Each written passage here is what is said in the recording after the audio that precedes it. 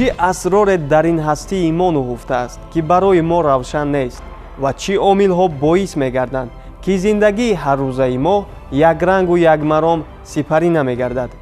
طب، اقتصادیات، طبیعت، قانونیت‌های زندگی، علم و تکنیک، تکنولوژیای نوین، پیشرفت و ترقیات جهان در دایره نظام است که ما زندگی می‌نماییم. در عصر 21 جهان را مشکلات فرا گرفته است که بشریت در جستجوی راه حل این مشکل است. این هم باشد مسئله تغییریابی اقلیم.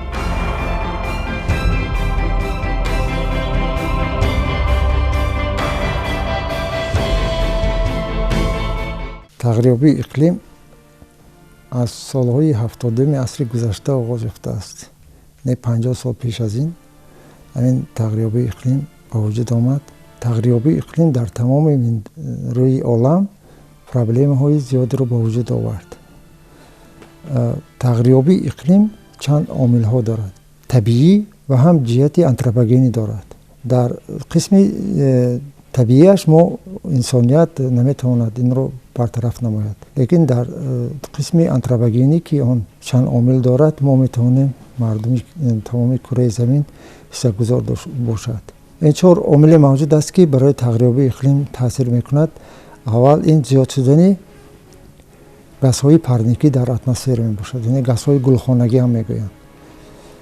اگر در اتمسفر گازهای گلخانگی موجود نمی بودند زندگی به این شکلی که حاضر هست زیبا نمی بود، چون که در مورد موجود نبودن گازهای گلخانگی حرارت زمین تا مینوس 18 گرادوس خنک میشد و در روی عالم یگان نباتات و یگان رستنی یگان حیوانات در شرایط 18 گرادوس زندگی کرده نمیتوانست. از سبب آنکه گازهای گلخانگی هستند و آنها نورهای روشنایی را به خود فرو میبرند و انعکاس میکنند، اینچنین در زمین در بسیار جایها تا 14-15 گرادوس گرمی یعنی باقی میمانند. از دیگر طرف پرتوهای گازهای گلخانگی در اتمسفر زیاد شده ایستاده است و زیادشوی همان گازها به تغییریابی اقلیم تاثیر میرساند. دوم عامل این تغییریابی یعنی نوری روشنایی آفتاب می باشد که اون تا اتمسفر اگر اینتنسیتی نوری آفتاب 1.82 کیلووات در 1 متر کوادرات باشد، وقتی که از اتمسفر وای میگذرد نوری روشنایی اون کم می شود. یعنی همین تغییریابی نیست با تغییریابی اقلیم، همین تغییریابی انرژی آفتاب که به زمین میرسد با تغییریابی اقلیم تاثیر میکند. این عامل سوم عامل یعنی قابلیت انعکاس نورها از طرف زمین می باشد. مثلا اگر گیریم پریخ‌ها از بس که سفید هستند و آنها قریب 90% نورهای با آنها افتاده را انعکاس میکنند، به کیهان میرود این نورها. ولی در بیابان و در جنگلزارها در دیگر جایها این کوفیشنت انعکاس شوی نورها کمتر است، یعنی از 0.3 تا 0.5% می باشد که همین از 30 تا 50% نور روشنایی تبدیل می یابد و به اتمسفر باعث زیاد شدن گرمی می گردد. یعنی از یک طرف وقتی که نور آفتاب به زمین می رسد زمین گرم می شود و این گرمی به اتمسفر داده می شود. به اتمسفر که داد یعنی گازهای گلخانگی آن را فرو می برند و یک مقداری آنها برعکس به زمین گشته می آید و دیگری به کیهان می رود. عامل چهارم این عامل ایرزال می باشد که به همین اقلیم تاثیر کرده می تواند. همین 4 عامل معین کننده است برای تغییریابی اقلیمی که حاضر ما دیده ایستاده ایم.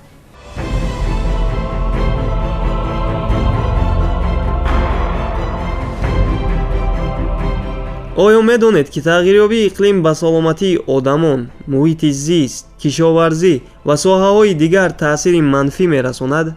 همه سال در نتیجه تغییریابی اقلیم 340 میلیون گکتار جنگلزارها در سیاره سوخته نابود می‌گردند. тағйирёбии иқлим ба амнияти озуқаворӣ ба шиддат таъсири манфӣ расонда, нишонаҳои пастшавии кишту зироатро ба 10% расондааст. дар асри 21 буҳрони ҷаҳонӣ фарогир шуд. зиндагонии инсоният ба шиддат тағйир ёфту ҳолати рӯзгузаронии башарият мушкил гашт, ки олимон омили онро дар тағйирёбии иқлим донистанд.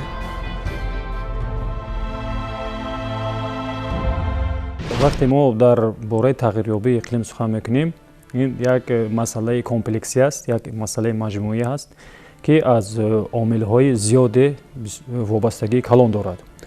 махсусан вақте мо дар бораи тағйирёбии иқлим ҳарф мезанем, мо бештар пеши назар меоварем тағйирёбии антропогени, сабабҳои антропогении иқлимро, яъне партовҳои газҳои гулхонагӣ ва аз ҷониби инсоният маҳв шудани ҷангалзорҳо, бунёди корхонаҳо, омилҳои антропогенӣ.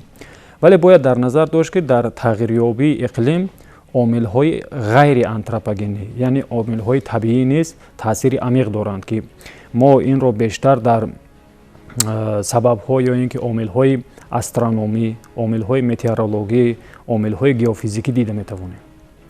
ва яке аз сабабҳои асосие ки ба иқлим бевосита таъсир мерасонад, ин афканишоти энергияи офтобӣ аст. ва афканишоти энергияи офтобӣ вақте дар атмосфера зиёд мешавад, махсусан дар қисми ултрабунавши диапазони қисми ултрабунавш, вақте атмосфера ба энергияи рӯшноӣ зиёд мешавад, он дар сабабгори пайдоиши озон дар қабати стратосферии атмосфера мегардад.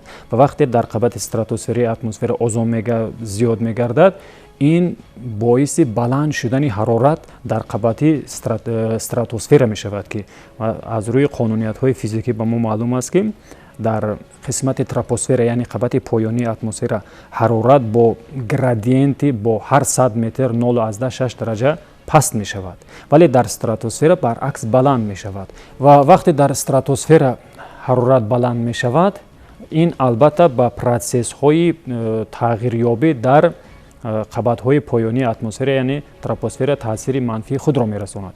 махсусан вақте дар ин ҷо қабати стратосферӣ ки зиёд гардид, албатта озон ҳам як чанд нав мешавад. озони тропосферӣ аст, озони стратосферӣ аст. ва яке аз ин озонҳо озонҳои зарарнок аст, ки ин бевосита ба таъсири манфии худро ба сатҳи атмосфера мерасонад ва дар натиҷа нурҳое ки аз атмосфера ба замин ворид мешаванд, албедо шуда, инъикос шуда рафтан наметавонанд. бинобар ин ҳарорат дар сатҳи замин тағйир меёбад.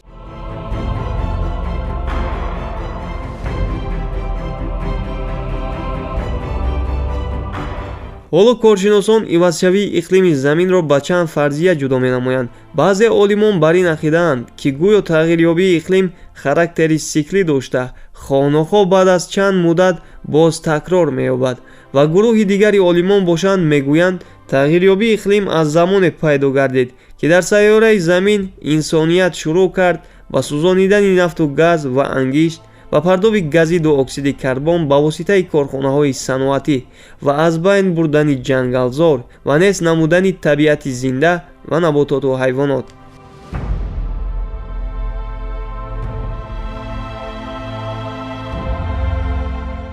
равандҳои тағйирёбӣ умуман он чизе ки феълан дар табиат ба вуҷуд омадааст, ин характери сиклӣ дорад ва чунин омилҳо паси ҳам такрор мешаванд ва инсоният ба ҳамаи равандҳои тағйирёбии иқлим як дараҷа мутобиқат шуда аз насле ба насле гузашта меравад ва вақте ки табиат ҳолати худшро барқарор кард, бо чунин таъмул характери даврӣ дорад.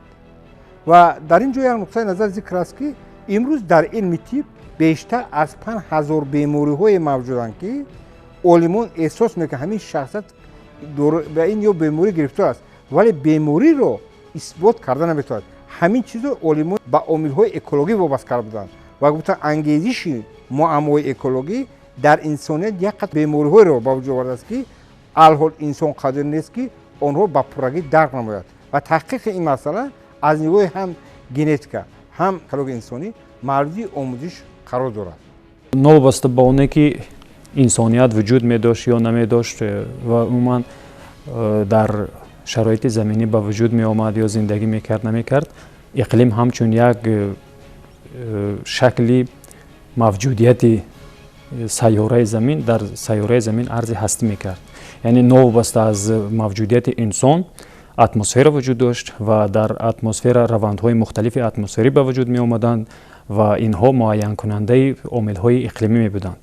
яъне иқлим новобаста аз инсоният вуҷуд медошт ва агар рафту тамом инсоният аз тамоми он партовҳои тамоми он таъсироти манфие ки ба бевосита дар заминаи фаъолияти худ ба иқлим мерасонад комилан даст бикашад, бо ҳолати аввала шакли аввалаи замин барқарор шудан ғайриимкон аст.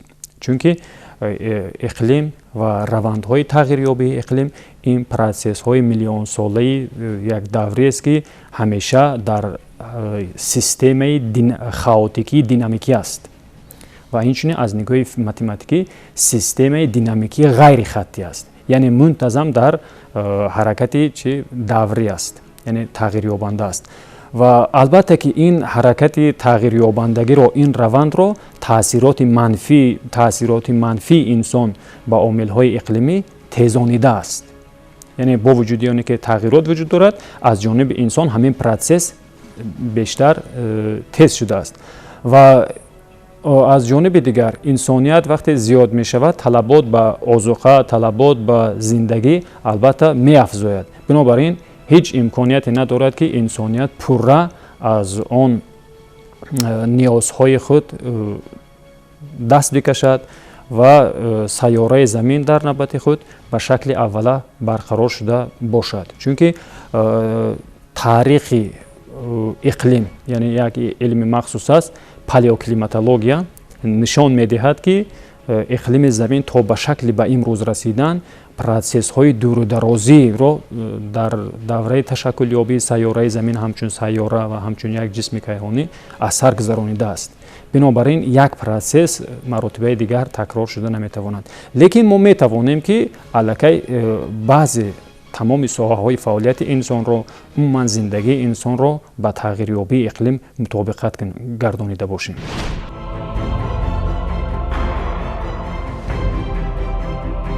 ба гуфтаи коршиносон чунин ҳолат дар натиҷаи фановарӣ ва тараққиёти техникӣ бо мақсади баланд бардоштани сатҳи зиндагии одамон ба амал омадааст.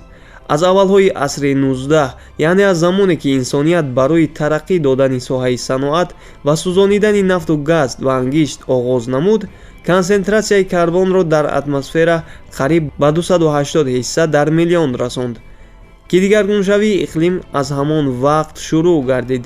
бо ҳамин раванд ҳаёт ва зиндагӣ дар рӯи замин рӯ ба пешрафт намуд ва зина ба зина истифодаи сӯзишвориҳои зеризаминӣ дар саросари ҷаҳон роиҷ гардид. дар воқеъ вақте сухан дар атрофи меравад, имрӯз таъсири зишти инсон ба табиат хеле зиёд шудааст. ин дар мисоли нестшавии олами набототу ҳайвонот, ҳодисаи биёбоншавӣ, равандҳои тағйирёбии иқлим ва ғайро ба назар мерасад. ҳоло аксар кишварҳои дунё ба масъалаи биёбоншавӣ аз назари илмӣ ба омӯзиши биёбоншавӣ таваҷҷӯҳи зиёд зоҳира медостанд, чунки чунин тамоил на танҳо дар кишварҳои минтақаи осиёи марказӣ, балки дар кураи арз ба назар мерасад. далел бар ин андеша он аст ки агар арзишҳои илмиро ба як система дорад ҳал намоем, мисол дар ҳудуди тоистон 99% заминҳои обӣ ва 98% заминҳои лалмӣ дар ин он сатҳ ба эрозия дучор гарданд. ҳамчунин арзишҳои илмӣ бозгӯи онанд ки бештар 80% чароғҳои кишварамон дар ин он сатҳ рӯ ба таназзул меёбанд. яъне далелҳои дар бораи зикр аз он шумол медиҳад ки имрӯз равандҳои тамоили тағйирёбии иқлим дар кураи арз баръало ба назар мерасад. шояд инсон худ гунаҳкори асосӣ бошад дар тағйирёбии иқлим ва аз байнравии олами набототу ҳайвонот, зеро дар ҳар ҷое ки қадами инсоният мерасад, харобӣ ва хазонрезиҳо бо мақсади тараққиёти тамаддуни башарӣ ба воситаи техникаҳои сохти дасти одамизод дар пай меояд. ҳарчанд ки инсон нисбати дигар махлуқоти сайёраи замин ақлу хиради муқоисанашаванда дорад, вале харобиҳое ки инсон дар пай мегузорад ҳеҷ махлуқи бешуури ин кураи хокӣ наметавонад ки гузорад. дар шароити коронавирус воқеан ҳам аксарият корхонаҳои ки бештар партовҳои саноатиро хориҷ мекарданд ба атмосфера, онҳо ки фаъолият накарданд ва воқеан партовҳои газҳои гулхонаӣ ба сатҳи атмосфера бисёр кам гардид ва ин раванд то андоза як падидаи мусбат буд, чунки бо тағйирёбиҳои иқлим ва паст омадани ҳарорат воқеан ҳам нишон дод ки сатҳи консентратсияи газҳои гулхонаӣ дар атмосфера кам шудааст ва то андозаи шаффофияти атмосфера низ ба назар мерасед ки ин ҳам воқеан собит сохт ки бештари омилҳое ки ба тағйирёбии иқлим бурда мерасонанд сабабҳои антропогенӣ доранд. инсонияте ки дар замин ҳастанд ҳоло ҳис накарда истодаанд ба он дараҷае ки бояд ҳис кунанд ки ин тағйирёбии иқлим мо гунаҳкор ҳастем. ҳамин чизо одамое ки мегӯянд ки ин сикли асту баъд бо нағз мешавад гуфта ҳозир ба ҳамин дараҷае оварда истодаанд ки ин барнагарданда шуда истодааст. то ин дараҷа ҷиддӣ нигоҳ намекунанд ки бояд ин азбаски ин одамон ба ин таъсир мекунад тағйирёбии иқлим ба партовҳои зиёд вай мекунанд, яъне ҷангазорҳоро месӯзонанд ва дигар амалҳо мекунанд ки ҳаво ифлос мешавад, яъне ҳаво гарм мешавад. ана зиёдшавии ва биёбонҳо мушоҳида карда мешавад. мо бояд заминро обод кунем, яъне дарахшинонем, нигоҳ кунем ки иқлими мӯътадил барои худамон сохта тавонем, яъне бо сохтани бо парвариши дарахзорҳо мо метавонем ки ҳамин биёбоншавии босуратро нигаҳ дорем. вақте ки техникаи технологияи навро мо истифода мекунем, пеш аз ҳама ҷиҳати таъсири экологии онҳоро ба муҳит бояд ба назар гирем. баъзе кишварҳо ҳастанд ки бо баровардани маҳсулот зиёд ба даст овардани фоида шуда фоидаи худро вай мекунанду лекин экологию муҳити зиста бо ҳамин партовҳои техногенӣ, партовҳои ифлоси худ вайрон мекунанд.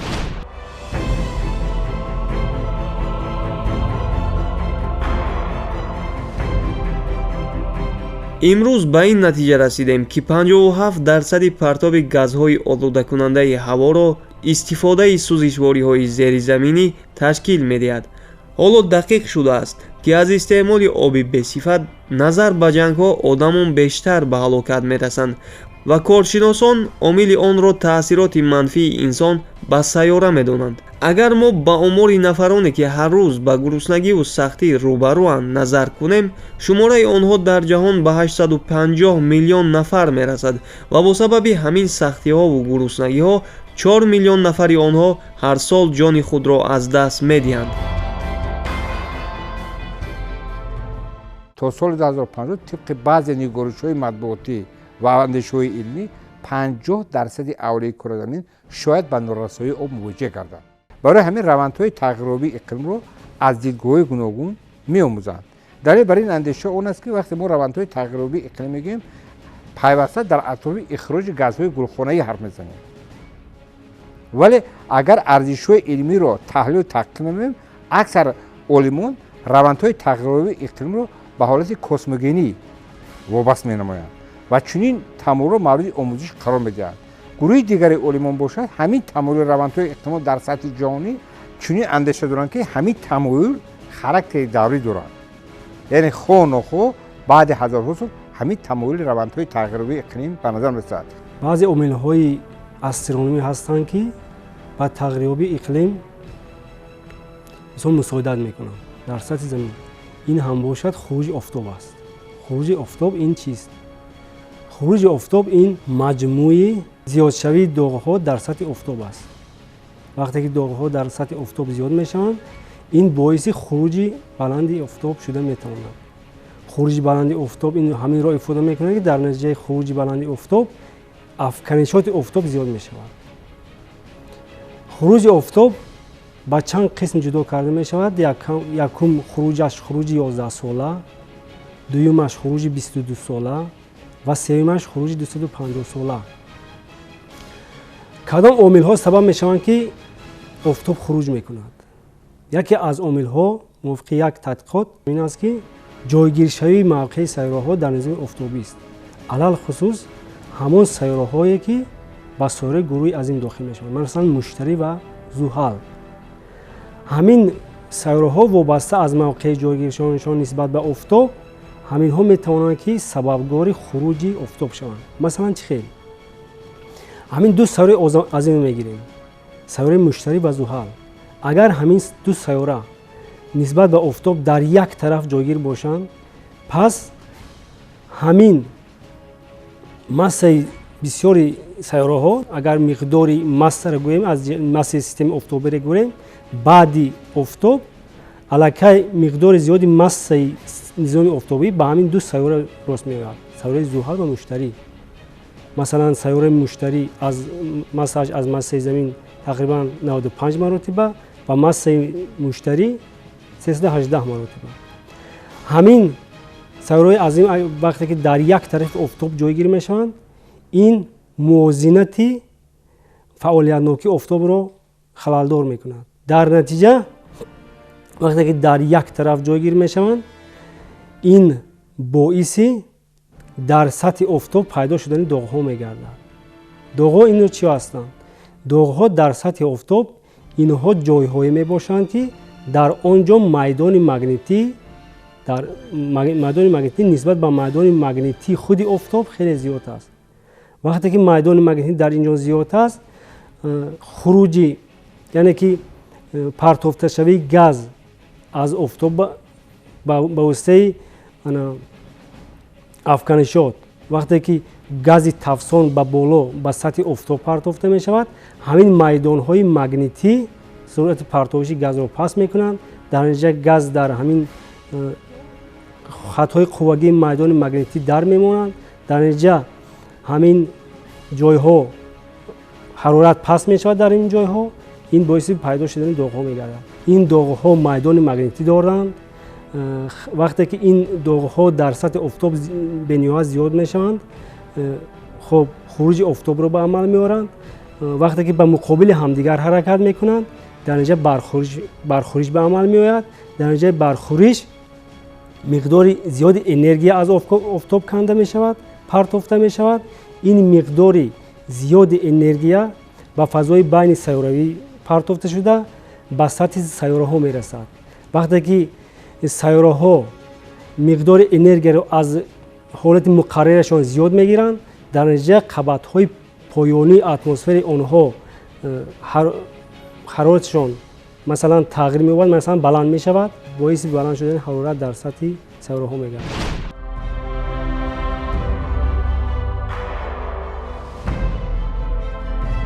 созмони милали муттаҳид иброз кардааст ки тағйирёбии иқлим идоранашаванда аст. ба гуфтаи ин созмон дар ҷаҳон ҳамасола садҳо ҳазор нафар инсон бо сабаби офатҳои шадиди табиӣ аз ҷойи зисташон кӯч мебанданд.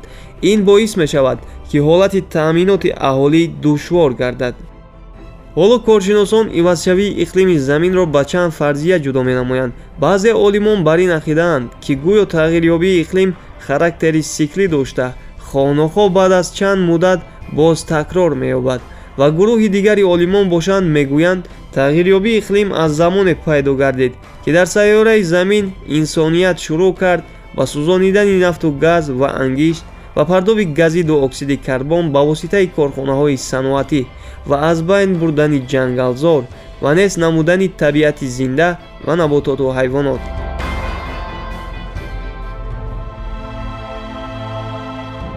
мо метавонем ки ин мушкилотро барҳам диҳем аз худи ҳар як инсоне ки дар рӯи замин аст вобаста мебошад. яъне яке аз мушкилотҳо партовҳои газҳои гулхонагӣ дар атмосфера мебошад. ҳоло ҳар сол қариб 40 миллиард гигатон партовҳои газҳои гулхонагӣ ба атмосфера партофта мешавад. ва аз ин ҳисоб 15% аҳолии рӯи замин ки дар давлатҳои мутараққӣ зиндагӣ мекунанд, 85% партовҳоро онҳо дар атмосфера партов мекунанд.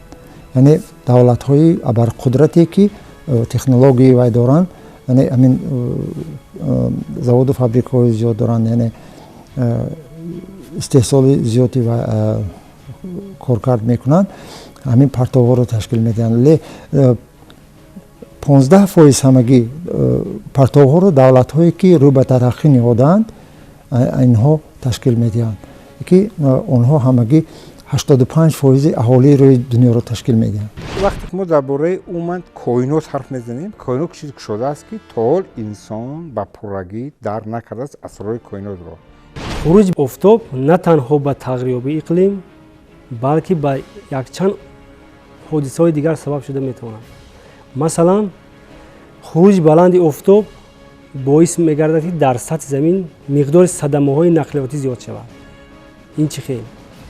وقتی که خروج آفتاب بلند می شود، میدان مگنیتی زمین در غلیان می درآید. در غلیان که درآمد، همین انسان هم همچون جسم بیولوژی یک میدان خرد بیولوژی دارد. وقتی که به همین میدان مگنیتی غلیان‌ناک زمین به میدان بیولوژی انسان تاثیر می رساند، البته این حالت پسیخیکی انسان دیگرگون می شود. همین تحقیقات نشان دادند که سالهایی که خروج بلند آفتاب خروج بلند دارند، مقدار صدمه‌های نقلیاتی زیاد شده ایستاده است. خب یکم این باشد. دوم این زیاد شدن بیماری ها. همین خروج بلند آفتاب باعث میگردد که یک قطار بیماری خروج کنند. مثلا بیماری های که با عصب وابستگی دارند، مثلا فشار بلندی یا که دیق نفس یا که چی میگویند کسله های دل زیادتر خروج میکنند. اگر خروج بلند آفتاب در همین حادثه ها رخ دهند، خروج پست آفتاب چی تاثیر میرساند؟ خروج پست آفتاب این باعث میگردد که بعضی کسله های سیراتی خروج کنند. مثلا همین بیماری که در دنیا پنهان شده است، عالمان یکی از سبب های بسیار با صورت تیز پنهانشوی همین بیماری را در خروج پست آفتاب معنی داد میکنند. وقتی که خروج آفتاب پس می شود، مقدار افکنشات ذره های بلند انرژی آفتاب کم می شود. همین وقتی که این ذره های بلند انرژی با مقدار کم به زمین آمده می رسند، بنابراین همین ویروس هایی که همین بیماری تشکیل می کنند در فضا آزادانه می گردند. همین ذره هایی که مقدار انرژیشان کم است، اینها نمی توانند که با همین مقابل همین ویروس ها مبارزه برند. در نتیجه مبارزه نتوانسته بردن همین ذره های ضررناک پس انرژی همین بیماری میتواند خروج کند. اگر مبادا که خروج آفتاب بلند شود، همین بیماری پورا از بین می رود.